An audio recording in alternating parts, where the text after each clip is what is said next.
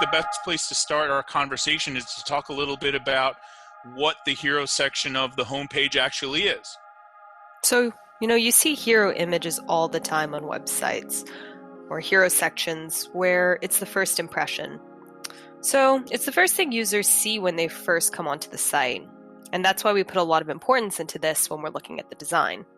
You got 10 to 20 seconds to pitch your film to a potential investor, and we look at it very similarly as it relates to websites. If we are to do a good hero section, we'd like to A, give off a very strong first impression, really make sure they're interested. So gaining their interest, and then B, try and describe without cluttering the hero section too much what it's all about. Ultimately, you want to use short, punchy headlines that can go along with your hero image, that can really tell people right away what the mission or hook is.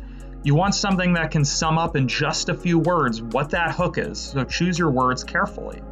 In addition, it's good to have a subheading that can really elaborate more on that punchy headline, along with a nice, visible button with action-oriented words that can give someone a directive on what to do next.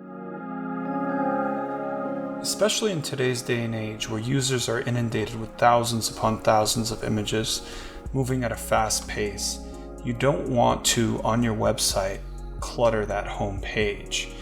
You want it to be very clear with what you're offering and have the visuals go hand in hand with the storytelling of what your website is trying to get across.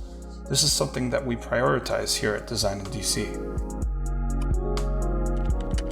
There's a really nice original video here playing in the background. For a company like this, whether it's landscaping or something to do with people coming and working in your home, we have to understand the target audience here. So a lot of the time, these are homeowners, a more elderly type of audience, and they want to know who's coming into the backyard, who's coming into their house to perform this type of work. So it's very important if we even scroll down here, we have a nice picture here showing the face, showing the people behind this company.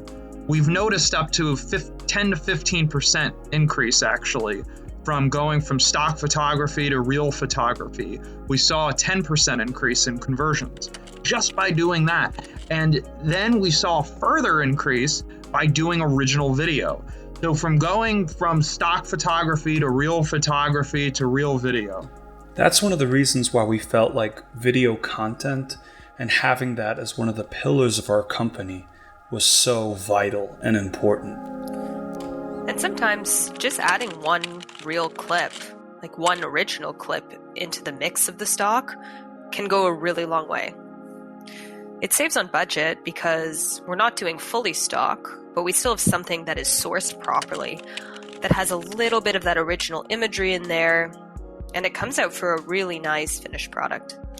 When there are more complex concepts that are maybe difficult to describe with an image or a video, sometimes it's good to do a custom illustration. And even going further than that is to animate that. So here's a website that we built for the Bubble CPAP Institute.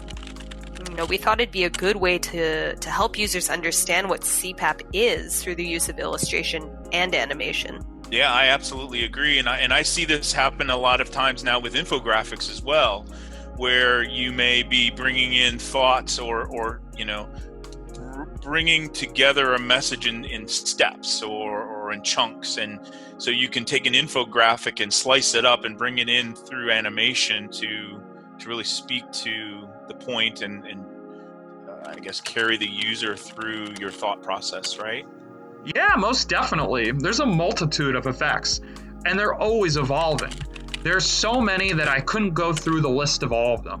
Off the top of my head, there's parallax, which is when you're scrolling down, the background image is scrolling in the opposite direction.